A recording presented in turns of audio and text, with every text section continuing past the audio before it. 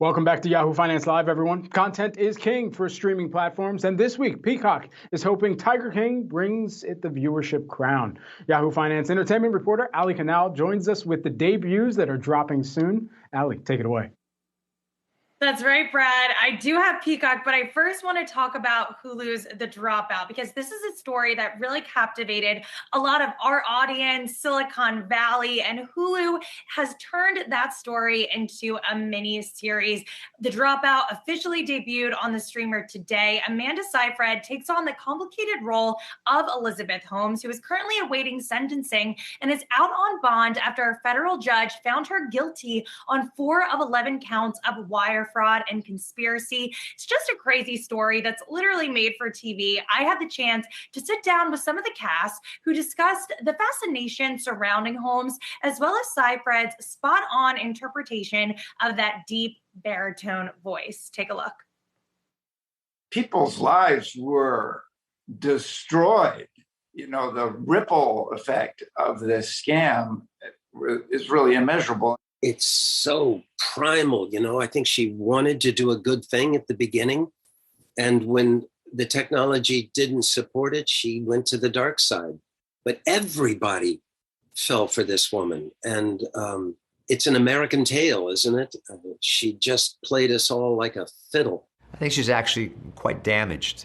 She thought if she believed in something hard enough, it had to come true, and was willing to disregard reality, and she just convinced a lot of people to go on that ride with her. The trailer, it's already garnered so much attention online, especially Amanda Seyfried's voice drop. It's one of the things that people most associate with Elizabeth Holmes. Why do you think that became such an important element to this story? It's the most fascinating thing about the whole story, that she would create this persona for herself. And I'm here to tell you, it ain't easy to keep that ball in the air. This is an inspiring step forward. But she never dropped it. This was something that she took on, and it was flawless. Part of Elizabeth's appeal was this: she's a very pretty blonde girl with great big eyes, just like Amanda, with this very deep, sexy voice. I think that was just all part of the seductive package.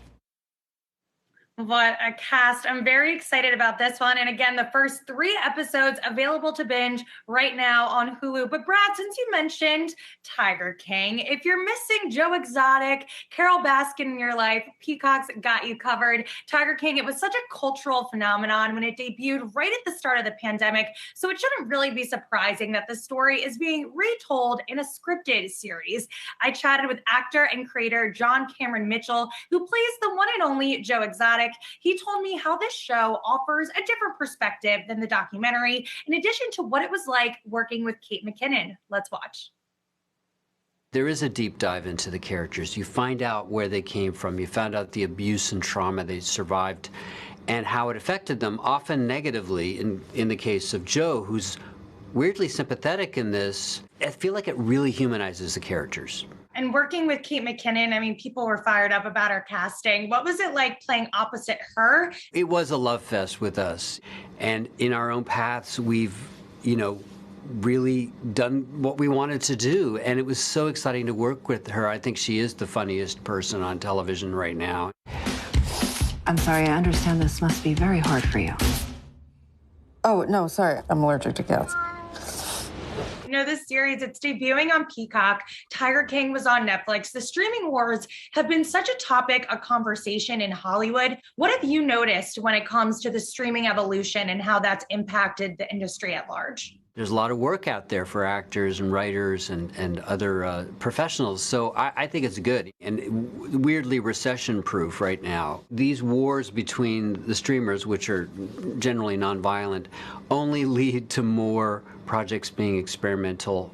Peacock's trying to put itself on the map. It has a great library, but the original shows are what they're betting on. It's starting to become a destination.